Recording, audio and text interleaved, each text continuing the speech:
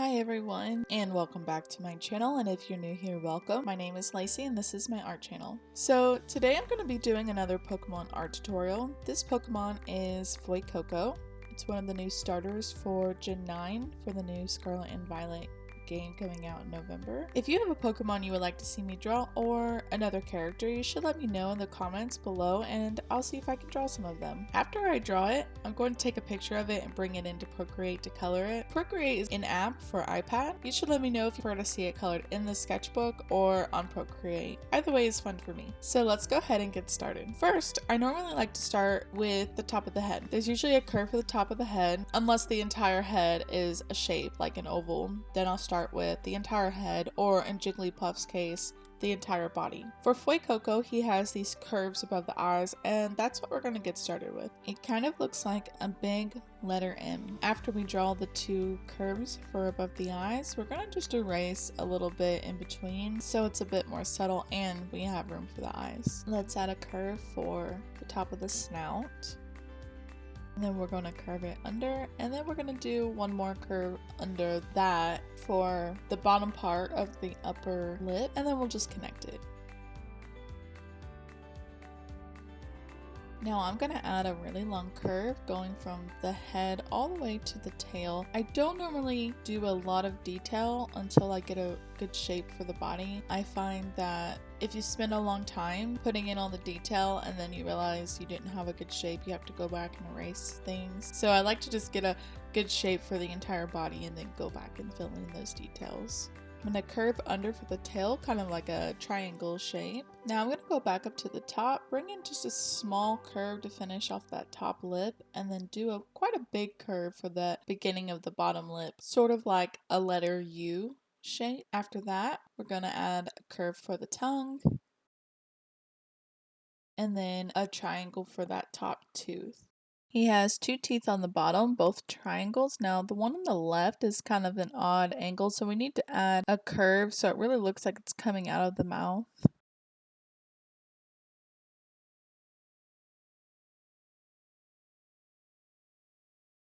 Good, once we do that, let's bring a curve all the way from the mouth to the tail. You're really going to be able to see why this one is said to have been based on a crocodile, I think, and a chili pepper, because this really looks like a chili pepper right now. We're going to do an upside down U shape for the left eye and then a circle for the right eye. We can't see all of that left eye because of the snout, but we will add a smaller same shape in the middle, and I'm gonna just go ahead and shade it in so we can see a bit of contrast there.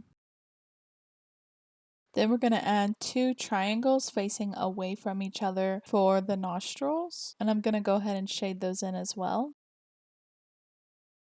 Next, we have these two long curvy rectangles for the hair, one slightly smaller than the other. And then we're going to work on the arms. We want to add two curves for the arms and then three small triangles, kind of like a zigzag for those fingers.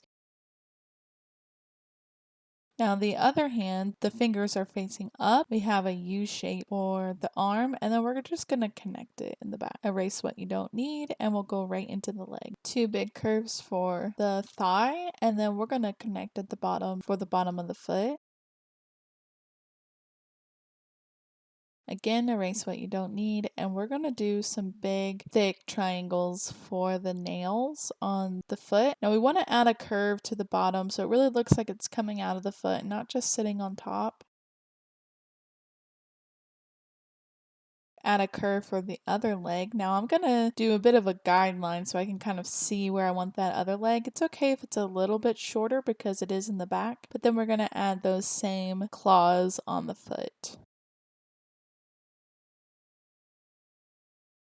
He has a square on his belly and he has a small one on his tail. We'll add that in a minute. But before we do that, he does have a split color here, so I'm just bringing a little line to show that and then going ahead and doing one on the tail. I call this the underbelly.